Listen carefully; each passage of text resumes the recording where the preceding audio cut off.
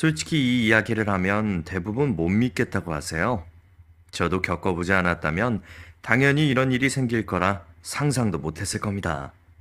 하지만 살다 보면 정말 별의별 일이 생기곤 하잖아요. 저는 영화에서나 일어날 법한 일을 겪었습니다. 이제 그 일을 좀 차근차근 풀어놓을까 해요. 지금부터 말씀드리는 업종이나 회사나 사람 이름은 어쩔 수 없이 다 가명이고 조금씩 다 바꾼 겁니다. 알려지면 곤란하기 때문에 일부러 다 바꾼 점은 정말 이해해 주세요. 저희 집안부터 차근차근 이야기 들려드릴게요. 저희 집은 정말 화목함 그 자체였어요. 저는 외동딸이라 예쁨을 독차지하며 자랐고, 친정아빠는 시골에서 혈혈 단신 올라오셔서 정말 맨몸으로 건설회사를 일으키신 자수성가한 분이셨어요. 성공신이라고 하기까진 좀 거창하지만 어쨌든 아빠는 성공하기 위해 안 해보신 일이 없을 정도로 늘 노력하셨죠. 그런 모습을 어릴 적부터 보고 자란 터라 저에게 아빠라는 존재는 존경의 대상이고 위대한 분이셨습니다. 그래서 늘 아빠를 닮으려고 했고 아빠가 하신 말씀. 여자도 얼마든지 건설 쪽에서 일할 수 있어. 대신 너가 몸을 쓸 순 없으니까 경영관리 쪽 공부를 좀 해라. 라고 하셔서 저는 경영학과에 들어갔습니다. 그러고 보면 저도 참 어지간히 아빠를 존경했나 봐요. 실망시켜드리지 않으려고 저는 단 한 번도 삐뚤어진 행동을 보여드리지 않았어요. 정해진 귀가 시간에 무조건 들어왔고 혹시나 갑작스럽게 잡힌 약속이 늦어질 것 같으면 언제나 정확하게 아빠나 엄마에게 말씀을 드렸죠. 그래서 항상 부모님은 저를 믿어주셨어요. 하지만 부모님께 착한 자식이란 건 반대로 친구들에겐 심심하고 재미없는 친구란 뜻도 되잖아요. 그래서 저는 친구가 좀 적은 편이었어요. 대신 정말 목숨을 내놓아도 아깝지 않은 친구 두 명이 있어서 지금까지도 우정을 이어오고 있는데요. 첫 번째 친구 민영이는 늘 걱정이 없는 친구였어요. 뭐랄까? 구김없이 자라서 언제나 긍정적인 친구였죠. 부모님이 시장에서 장사를 하셨는데 워낙 유쾌하신 분이라서 언제나 웃음을 담당했죠. 그리고 다른 친구 지은이는 지역에서 올라온 아이였는데 얼굴은 정말 이쁘게 생겼는데 조금 시니컬하고 언제나 계획적이었죠. 좋게 말해서 계획이지 나쁘게 말하면 자기가 예상한 대로 이루어지지 않으면 굉장히 짜증내고 히스테리를 부리는 성격이었습니다. 집안 형편이 어려워서 천원 한 장에도 벌벌 떠는 성격이기도 했고요. 그래서 아무래도 민영이 지은이를 만나면 제가 돈을 좀 많이 냈고 애들도 자연히 제 말에 따라줬어요. 민영이는 워낙 쾌활해서 제가 비용을 대고 계획을 짜주면 알아서 착착 움직였는데 지은이는 항상 돈 내는 사람이 왕이니까 그렇게 하던가 이러면서 툭툭 내뱉는 스타일이었죠. 기분 나쁠 때도 있었지만 그래도 친구니까 몇 안 되는 친구니까 정말 잘해주려고 했죠. 하지만 늘 지은이는 저에게 강한 질투심을 보였어요. 아무래도 가정 형편이 달라서 저를 경제적으로 이길 수는 없지만 외모가 뛰어나서인지 그런 부분으로 은근히 제 성질을 긁곤 했죠. 그래도 저는 친구 관계가 그럴 수도 있다고 생각했고 엄마도 지은이가 날 많이 시기하긴 하나 보다. 그래도 그런 친구를 잘 감싸줘야 해. 라고 배운 터라 웬만하면 트러블을 만들진 않았어요. 이렇게 다른데도 우리 셋이 친분이 계속된 이유는 민영이가 워낙 지은이를 챙겼고 지은이도 그런 꼬장꼬장한 성격 외엔 성향이나 취미 등이 비슷해서 친하게 지냈거든요. 대학 졸업하고도 각자 직장에서 일하면서도 계속 만났죠. 그중에 민영이는 좋은 곳에 시집가서 애 엄마로 잘 살고 있었고 저는 아빠의 건설회사 총무과에서 일하게 됐습니다. 형편이 어렵던 지은이는 무역회사에 들어가서 일을 하더니 어느 날 갑자기 저한테 찾아와서 니네 아빠한테 말해서 나 좀 취직시켜주면 안 돼? 이러는 겁니다. 아빠 회사가 규모가 큰 것은 아니지만 그래도 구인 절차가 있고 체계가 있는데 그게 마음대로 되는 건 아니거든요. 그래도 혹시나 하는 마음에 아빠에게 말씀을 드렸더니 채용 시즌도 아니고 절차도 안 밟고 무작정 그렇게 될 순 없지. 라며 단박에 거절하시더라고요. 참고로 저도 시험을 받고 적법한 절차에 따라 입사를 한 거였거든요. 그래서 사내에서도 뒷말이 나오지 않았던 겁니다. 특히 저희 회사처럼 크지도 그렇다고 아예 작지도 않은 회사일수록 이런 말이 많이 나오기 때문에 조심해야 하거든요. 어쨌든 채용이 안 됐다는 말에 지은이는 앙심을 좀 많이 품은 눈치더라고요. 나중에 리서치 회사에 들어가더니 저만 보면 너 덕분에 회사에서 아주 개고생 중이야 라며 톡 쏘듯이 말하곤 했어요. 그 이후로 삐딱선, 특히 저에 대해서 유달리 삐딱선에 탔어요. 그래도 지은이는 얼굴이 이뻐서인지 그나마 남자라도 만나고 나중에 좋은 혼처라도 들어올 거라 믿었어요. 본인도 그걸 은근히 즐기는 눈치였고요. 어쨌든 서로 바쁘게 지내다 보니 자주 만나보진 못했지만 가끔 어울려 회사에도 이야기하고 사는 얘기하며 지내는데 민영이가 불쑥 이런 말을 하는 거예요. 너 소개팅 해볼래? 소개팅? 누군데? 우리 엄마 친구 아들인데 나랑도 잘하는 오빠야. 명문대 건축과 나와서 좋은 회사 다니는데 너랑 업종도 비슷하니까 대화도 잘 통할 것 같고? 정말? 나야 좋지. 내가 너 이야기하니까 소개시켜달라고 엄청 조르더라. 이러는 겁니다. 알고 보니 소개받은 남자는 진즉에 저를 알고 있다는 겁니다. 호기심 반 설렘 반으로 만났죠. 민영이 소개로 만난 남자. 바로 제 인생을 완전히 바꾼 남편이 되었습니다. 물론 나중에 원수보다 더 원수 같은 인간이 됐지만 그때만 해도 정말 행복했죠. 결혼하기 전에 남편은 참 착했습니다. 법 없이도 살 수 있는 사람이었죠. 정말 순박하고 남에게 나쁜 소리 한번 못하는 사람이었어요. 게다가 항상 웃는 얼굴이었고요. 처음 만난 날이 지금도 기억나네요. 안녕하세요. 재영재입니다. 앞으로 해도 재영재, 거꾸로 해도 재영재. 이름이 재밌죠? 언제나 이렇게 소소한 웃음도 주는 남자였어요. 덕분에 소개시켜준 친구 민영이에게 고맙다는 인사도 하고 이걸 계기로 민영이와 영재씨 그리고 저 이렇게 셋이 만날 때가 많아졌죠. 특히 영재씨는 머리도 명석해서 사무직에 어울리는데도 엄청 현장 경험을 중요시 여기더라고요. 그래서 영재씨를 더 사랑했는지 몰라요. 남편은 건설 현장에서 일하는 현장을 자주 찾더군요. 비록 회사는 달랐지만 건설 쪽 일을 어느 정도 아는 터라 굳이 현장에서 사람들 만나는 이유를 몰랐죠. 그때마다 영재 씨는 사람 많이 알아두면 좋지. 현장 일이 중요하잖아. 이러는 거예요. 정말 현장 노동자들과 한데 어울려서 자기 얘기 나누는 영재 씨의 모습이 너무 멋져 보였어요.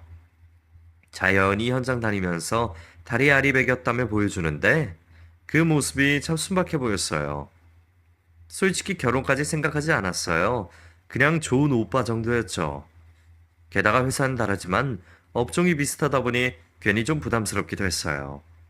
하지만 사람 인연이라는 게 마음대로 되질 않더군요. 영재 씨를 딱 지놓고 다른 사람들을 몇 번 만나봤는데 이상하게 영재 씨의 순박함이 자꾸 떠올라서 다른 사람이 눈에 안 들어오더군요. 그래서 제가 영재 씨에게 먼저 전화를 걸어서 사귀자고 했고 그렇게 우린 연인이 됐죠. 남들과 다를 바 없었어요. 놀러 가고 맛있는 거 먹고 고민 있으면 서로 이야기 나누고 보통의 연인들처럼 우리도 사랑했고 그렇게 결혼까지 이야기 나누게 됐습니다. 그 소식을 한 민영이가 너 영재 오빠랑 결혼하기로 했다며? 시댁에 허락 받았어? 아니, 아직 정식으로 뵙진 못했어. 오빠네 엄마를 내가 잘 알잖아. 좀 깐깐하신 분이니까 주의하는 게 좋을 거야. 약간 결벽증 같은 게 있어. 이러는 겁니다. 하지만 그때만 해도 별로 대수롭지 않게 생각했죠. 문제는 영재 씨 집안이 참 가난했다는 거예요. 솔직히 남편 행색이나 평소 이야기로 상상해 보건데 영재 씨의 집안이 넉넉하진 않을 거라 예상은 했어요. 민영이 말로는 부잣집이라고 했지만 시아버지 되실 분이 무리하게 사업을 확장해서 많이 까먹으셨다고 하더라고요. 그래서인지 남편은 워낙 금검절약했고 집안 이야기만 나오면 얼굴색이 어두워져서 형편이 어려울 거라 막연하게 예상은 했으니까요. 하지만 결혼이라는 게 우리만의 결정은 아니니까 남편 집안에 일단 인사를 드리러 가는 게 예의잖아요. 그래서 하루는 영재씨, 언제 부모님한테 인사드리러 갈까? 질문을 했더니 영재씨가 굉장히 난감해하면서 굳이 인사드려야 해? 어차피 우리 집에선 결혼할 거면 언제든지 오케이라고 했거든. 굳이 부모님 안 뵙고 상견례 정도만 해도 될 것 같은데. 우리 집에선 당신만 좋다면 언제든지 오케이야. 물론 저도 시집살이에 어려운 시댁 식구들 자주 안 마주치길 원하죠. 솔직히 어렵잖아요. 하지만 결혼이란 게 소꿉장난처럼 우리끼리 결혼할게요 한다고 해서 이루어지는 것도 아니고 일단은 양가 부모님을 뵙기 전에 제가 먼저 시댁에 가야 하고 남편이 처가에 와서 인사를 드리는 게 예의니까 영재 씨를 조곤조곤 설득하기 시작했죠. 영재 씨도 처음에는 부담을 많이 느낀다며 피하다가 계속해서 제가 부탁을 하니까 나중에는 크게 짜증을 내는 거예요. 솔직히 제가 무리한 부탁을 한 것도 아니고 당연한 걸 이야기하는데 남편 될 사람이 화를 내니까 점점 의심이 들기 시작하더군요. 그래서 저도 같이 맞받아쳤습니다. 지금 혹시 바람 피는 거야? 혹시 딴 여자 있는 거냐고. 아님, 내가 창피해? 내가 부끄러워? 왜 부모님을 못 뵙게 하는 건데? 나랑 결혼하기 싫어? 차라리 싫으면 싫다고 말을 해줘. 이러면서 저도 화를 냈죠. 그날 밤부터 영재 씨는 집 앞에 찾아오고 계속 빌더군요. 그게 아니라고 오해라면서 한 번만 만나달라고 애걸복걸 하는 겁니다. 저도 도대체 이 남자가 왜 나를 자기 집안에 소개를 안 시키려고 하는 걸까? 궁금하기도 하고 오기가 생기기도 했어요. 솔직히 제 말이 틀린 건 아니잖아요. 좋아하고 사랑하면 제일 먼저 자기 집에 소개시켜주려고 안달이 날 텐데 왜 나를 꽁꽁 숨기는 걸까? 의심이 들 만도 하잖아요. 그렇게 한번 튕겼더니 영재 씨는 해명하겠다며 난리가 났고 그래서 못 이기는 척 만나서 날 소개 안 시켜주겠다는 건 나를 결혼 상대로 생각 안 한다는 거잖아. 내가 부끄럽지 않으면 뭔가를 숨기고 있으니까 부모님한테 나를 안 데리고 가는 거잖아. 도대체 뭘 숨기고 있는 거야? 제가 닥달을 했죠. 그렇게 어렵게 만났습니다. 솔직히 시부모님을 만나고 나서 많이 놀랐어요. 몸이 많이 불편하시더군요. 일단 시어머니는 치매가 좀 심하셨고 시아버지는 다리가 좀 불편하셨습니다. 정말 마음이 요동치더군요. 이 사람의 아픔까지 내가 감싸주고 싶다. 라는 모성애 같은 것이 용솟음 쳤어요. 영재 씨는 제 눈치 슬슬 보더니 우리 집이 많이 부끄럽지? 이러는 겁니다. 하지만 제가 오히려 영재 씨를 꼭 안아주면서 무슨 말이야. 난 오빠가 자랑스럽고 오빠는 식구들도 정말 자랑스러워. 이러면서 우린 더더욱 가깝게 됐고 아예 결혼식에 대한 이야기도 급물살을 탔습니다. 하지만 문제는 우리 집이었죠. 아빠는 처음에 영재 씨를 탐탁지 않게 생각하셨어요. 그래도 금이야 오기야 키운 딸인데 어디 가난한 집에 시집 보내고 싶겠어요. 하지만 영재 씨가 똑부러지는 성격에다가 나름 업계에서 일 잘한다는 소문을 들으셨나 봐요. 하루는 너 남자친구를 내가 한번 좀 만나봐야겠다. 너무 기다리고 기다렸던 말씀인지라 기품에 바로 자리를 주선했죠. 그리고 미리 아빠가 뭘 좋아하는지, 아빠가 뭘 싫어하는지 영재 씨에게 미리 힌트를 싹 줬어요. 그렇게 아빠 영재 씨는 만나셨는데 아빠는 영재 씨랑 몇 번 이야기하더니 나중에 저한테만 슬쩍 일단 내 밑에서 일해보라고 해야겠구나. 이러시는 겁니다. 그 말인즉슨 어느 정도 합격이란 뜻이었죠. 아니나 다를까 영재 씨는 다니던 회사 사표 내고 바로 아빠 회사로 이직을 해서 일을 시작했습니다. 회사에선 예비 사위로 소문나서 신입인데도 부장급 못지않은 파워를 가진 사람이 됐죠. 그래봤자 중소기업 건설사이지만 그래도 직원들에게 영재 씨의 파워는 나날이 커졌습니다. 더 좋았던 건 정말로 아빠랑 영재 씨의 취미나 성격이 비슷했다는 거예요. 낚시 좋아하고 노래 부르는 걸 즐기지만 어느 정도 선을 정확히 지키는 결단력도 있었고요. 특히 아빠가 가장 좋아하는 건 추리소설이나 살인사건 드라마나 영화 보기였거든요. 범인이 무슨 트릭을 쓰는지, 그리고 형사나 탐정이 그걸 어떻게 풀어내는지, 그런 거 연구하는 걸 엄청 좋아했는데, 영재 씨도 아빠의 취미에 열정적으로 같이 했어요. 아버님, 저놈이 범인 아닐까요? 왜 그렇게 생각하나?